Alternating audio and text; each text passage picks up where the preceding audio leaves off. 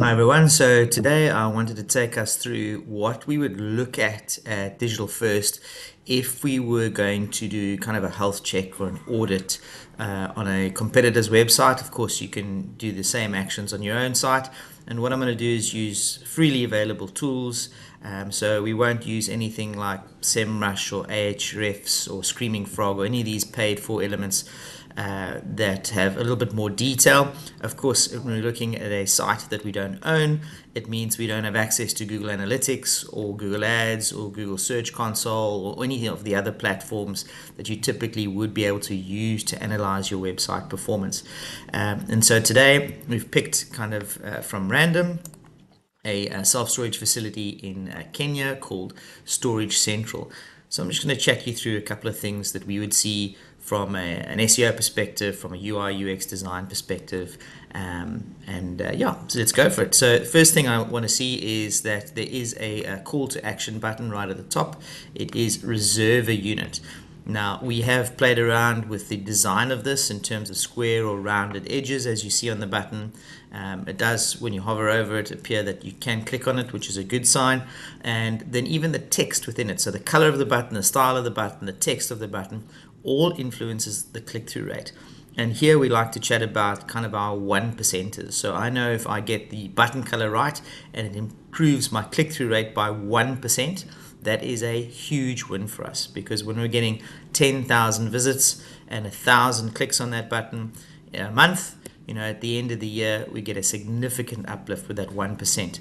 But just changing the text is 1%, changing the color, another 1%, and you can see this starts to stack significantly over time. So our suggestion here would probably be to change that button to the elements that we know work well.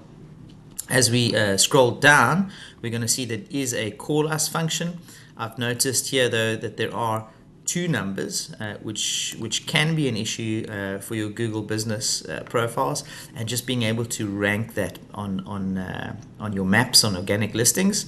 But we'll look into that Google business profile shortly. I noticed though you can click the icon and the call us text, but not the telephone number. So I'd probably make that clickable. In terms of the email us section, this is actually, although you can click through to contact them, we actually usually recommend taking this element off. We find that a lot of tools and bots are able to scrape this information, and a lot of erroneous emails start to come through. That can also be hidden on a contact us section. On this particular website, the contact us section includes the email address as well, which is potentially not necessary if you're able to fill out the form here. Why it also may not be necessary is that they do have a WhatsApp chat as well as a website chat. So you'll see in the bottom right there is a website chat functionality. If we go ahead and click on it, you'll see that you can actually interact with this. So there's a lot of these questions that can be asked up front. And here on the left hand side, the WhatsApp functionality, which you can see does go through to open up WhatsApp. As we scroll a bit further, you'll see also this map section. Now, always good to have the map section. I've noted here that this particular map widget is interactive. From our own heat mapping and video recording of quite a few or hundreds of self-storage website pages, we find that this section isn't highly interacted with. And because we're using a little widget which has the functionality to move it around, it has the potential to slow down the page speed without the benefit of it being something which is highly sought after by your clients. So we'd probably recommend creating maybe just a link through to the website with the address, or potentially even a still image of the map, which would just click through to the map listings. We note here as well that even on the contact us page and in this section, there isn't an address field. It's only within this widget. So probably adding that address field may help the SEO performance specifically on this section. And of course, to get a little bit more technical, we then look at the email, the store name, the telephone number, the address, and start adding schema to that just to mark it for the search engines to say this is the specific information that you're looking for. Really like the how it works section. From our own heat mapping across multiple sites, we find that having these elements clickable to step through to different points within the user journey would also be helpful. And you might often find when we're looking at these that there are a number of clicks on this, but because the user isn't taken anywhere, they can lead to a little bit of a frustration element. Really like the video. Nice to have this type of content on the page. We find this particular video is loaded that it automatically plays. Now we highly recommend that you don't have automated playing of the video. Let the user go and choose whether they want to load that or not, and that also may have a page speed element to it, which would slow it down. Through to contact us, customer feedback. These are always great to let the customers know what their peers are thinking. In this particular case, obviously there's quite a lot of text, which is no problem. It's good for people to read. They're all 5 stars reviews, and we can scroll over and see a couple more. My real issue with this one is that there's no kind of validation on which platform this comes from. Is it Google, Bing, Trustpilot? Is it something that the website owner has just erroneously chosen on their own? So it needs a little bit more validation. And then some great USPs. Again, potentially these could be clickable, but as I'm on this section now, if I'm scrolling through, you'll see at this stage of the site, there isn't a call to action button or anything for me to take action on other than the chat features. So that is something to consider, whether you want floating call to action buttons or strategically to put these types of funnel entry buttons down through your website. And lastly, the footer. Here we do have the address, but we'll note that the address itself doesn't actually match exactly what the Google Maps listing says as well. Some things we also want to check is your social media links. Now, usually I'll go and click on them, and the reason I'm clicking on them is not to go around and play on social media, but just to confirm that they are in fact opening in new windows and not the same window. It shouldn't take over your website and take your user off of your website, but rather just open in a new window so that they're still available. I'm going to go ahead and show you. We've got some more comments on the website, but I just wanted to show you, when you are using Google Chrome, how we can use Google Lighthouse to get a couple of parts of information. So if you right click anywhere, we hit inspect, you're going to be opened up with this console element. The great part about this is it should automatically put your website into a mobile first view. This is going to be vitally important. Almost all self-storage websites have more mobile visitors than desktop. So when you are analyzing your competitors or your own site, it's very important to make sure that you are analyzing the mobile version of it. Now, you'll see here we do have some text over text. Potentially we need to change the image here. I do have a call to action button above the fold. What I mean by above the fold is I don't need to scroll. I can see it on the first page that loads, and I can call and take some action. There may be an issue here with some alignment on your chat features, and often these chat features, if we scroll right to the bottom, could potentially overlap some important information. So something to be aware of. But in the whole, this site does look like it's fairly responsive in terms of aligning the information that's on the site when I'm on a mobile device. So it doesn't look to be too many issues here. While we're here, you're going to cross to these double arrows. We're going to hit Lighthouse, and that should open up our Lighthouse report. Now, I'm specifically looking at navigation and all the categories. I've gone ahead and ticked everything because I want to test everything, and then you can choose mobile or desktop. In this case, we're going to choose mobile, and I hit Analyze Page Load Speed.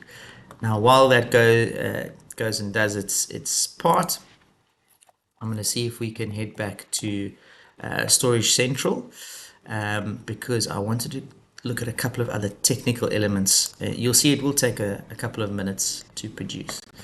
So on the Storage Central homepage, I spotted that they didn't have an H1 header. Now what that means is a particular header where we've got safe, secure, and convenient self-storage. Now, you might specifically want to put some keywords into this. If I right click on this and I say inspect, we're going to find some information on this side here. You can see it's highlighted it on this side of the screen, and it says safe, secure, and convenient. Now, this particular element has a span class, but as you see above it, it has an H2 class. Now, H2 is kind of your header 2, and they go in a hierarchy. On your website, your H1, your search engines would look at that as your most critical or most important information of what this page is about. And then it steps down H2, H3, and so on. So at this stage, our website doesn't have an H1. And that is a problem. We do need to reallocate this as an H1. And then we need to consider the actual text that's inside it. Safe, secure, and convenient is great. Obviously, self-storage is further down in the element, as we can see. And that's actually marked under a different span, although all under the H2. Now, we probably want those specific keywords like self-storage or self-storage near me or self-storage in Kenya, wherever we're located, to be the keywords that appear in that H1. Let's head back to see if we've got, we're still waiting on our Google Lighthouse report, but it should only be a few more seconds. And this will give us an idea of page load speeds and specific elements that we can improve to make our website user journey a little bit better. Almost there. In fact, it says it's almost there and generating our report. There we go. Okay, now we've got some scores. So the first thing I think you'll draw your eye is the big red 26. Now, I want to just ease you if you're looking at your own website. Most websites don't have this in a big green or even an orange. And there are a couple of trade-offs to bear in mind here, that the more functionality we have on a site, the slower it will be. So there is a trade-off between what you're actually offering the user for a user journey versus the speed that you can load that. Typically, you want to make sure that your page is loading in under 3 seconds for the user to interact with it. And then you can start something, they call it lazy loading, which starts loading a little bit after the fact, some larger images and other functionality like your WhatsApp or your web chats and so on and so forth. The accessibility and best practice scores here are not bad. They're not too far off. I'd like to see them in green. And the SEO 92, obviously wonderful, being in green. Ideally, we could see these scores all very, very close to, if not at 100, which is the maximum. When you scroll down, it'll give you an idea and a description of what it actually is doing and how it's loading. So you see the FCP, or the first contentful paint. This means how quickly your website loaded so that someone can start interacting with it, is 3.1 seconds. Now, it's not bad. It's almost under that 3-second barrier. So there's only probably 1 or 2 things we need to change, and that will help.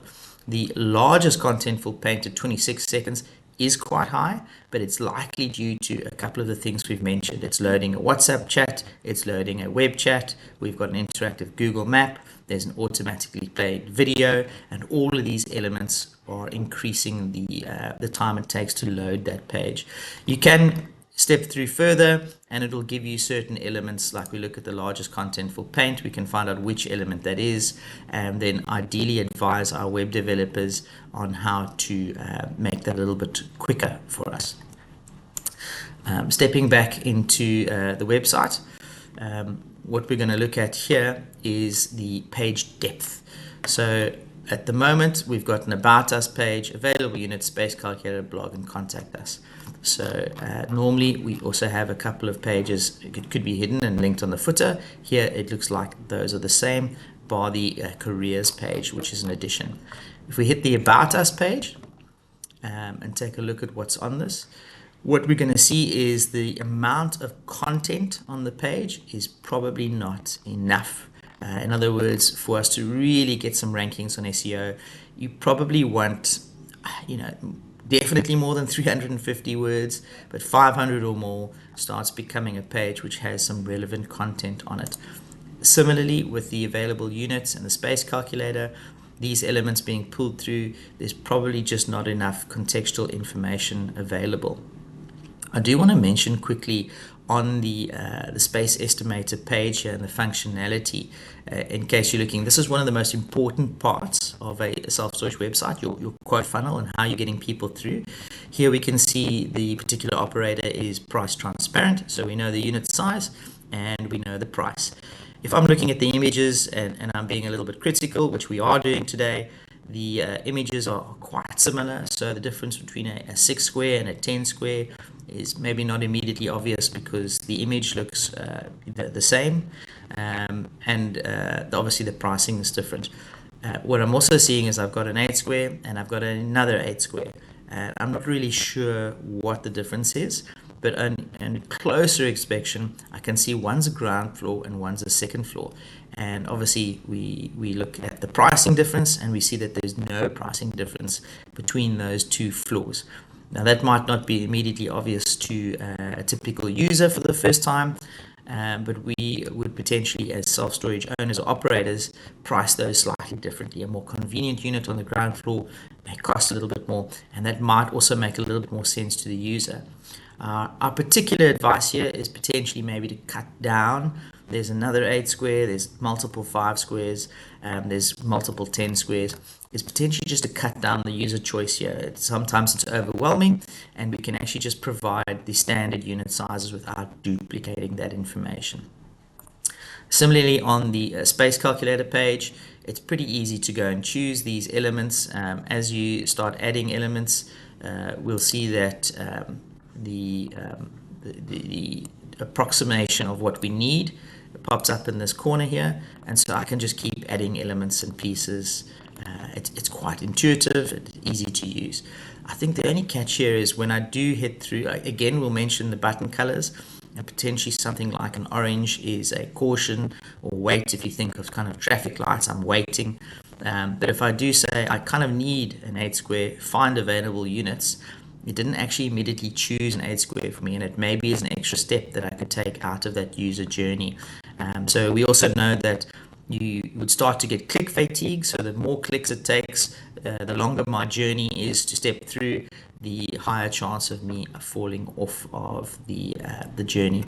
On the blog side, this does often provide us with good page depth, but on this particular occasion, we're going to discover that the blog hasn't been updated frequently enough. I believe the last post is around July 24 or June 2024, and so this could be an issue with the current website. You want to make sure it's up to date, that you're constantly updating and refreshing information. So the advice here is we need to expand our pages. So potentially we'd start adding in things like recommended removals companies, student storage, personal storage, business storage, stories around businesses, and actually have these pages available on the website, adding our blog content as we go.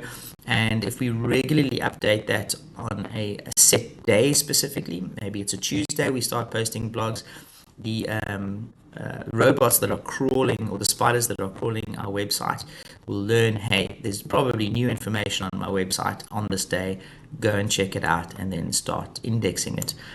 The next thing we want to look at is the Google Maps section. So if I hit this view larger map, it's got an automated link for me. I can pop over to have a look at what the Google Maps looks like for this particular client. So first up, we've got a kind of a header image. It looks a little bit AI or Photoshop generated to me, so it's really important to choose the right image that's going to show here. We've got Storage Central, self-storage. It doesn't 100% match, the website, which has got Storage Central Kenya. And again, we know there's no H1. So matching this name and the name that you find on your store locations page is going to be important. Talking about matching, we've got an address here, but we can see that this address is not firstly available here, but where it is in the footer, it doesn't exactly match what we see on the map listing. And then the telephone number.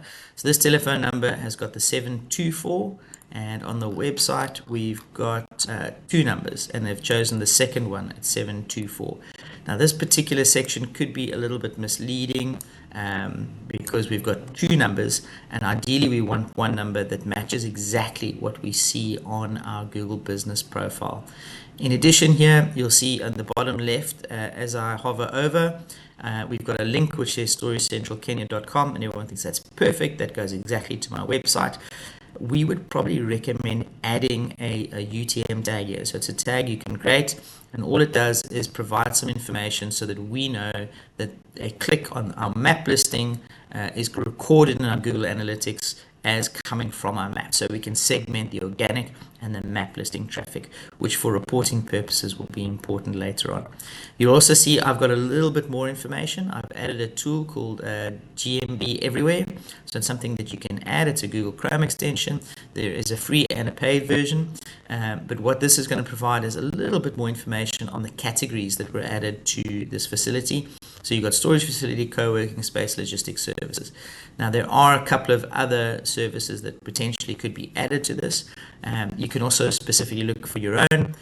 When you own your own GPP profile, you can look at the areas of service, your about section, and specifically the photos, which we'll touch on shortly. Then if I looked at the reviews, I want to see that we're actually responding to the reviews, and that's great. It looks like this particular owner is responding to the reviews, which is fantastic. They've got a healthy number of reviews at 106, a rating of 4.2. That needs a little bit of work. We ideally would want to see something at the 4.5 range and above to make sure that we've got some good, strong credibility. Looking at the images, one of the things we want to look at is when the image was last updated. So this particular one was 2020, 2024. It looks quite an impressive building, nice and clean units. You can see it's a good operator. 2020, 2023. So what we're really seeing here is there's the potential for us to update our images more regularly, and we have found that putting more regular images on our profiles tends to rank those profiles in a better way. Okay, this is probably not the facility. And in fact, if you see, it looks like it was added by someone, a member of the public. So what can you do in this situation? Well, we can try and see if we can remove it. So you'll see at the section here, there's 3 dots. We're going to say report a problem, and that should open up a Google Maps kind of reporting section. You would go in and say, look, this is not a photo of this place. You can type any other reasons if you wanted to, but I think it's clearly obvious it's not a photo of this place. Add in your email and then submit that. Now, if you do have an email address which is the same domain as the Google Business Profile listing, that will get handled in a much better way from Google. They'll kind of see you as the owners, and they're much more likely to remove that element. And I think that's, very high level and very off the cuff. One or two of the elements that we would typically look at. You can go and do that for your own site. Try out in a couple of competitors and see what's good and what's bad, and hopefully start updating on your own.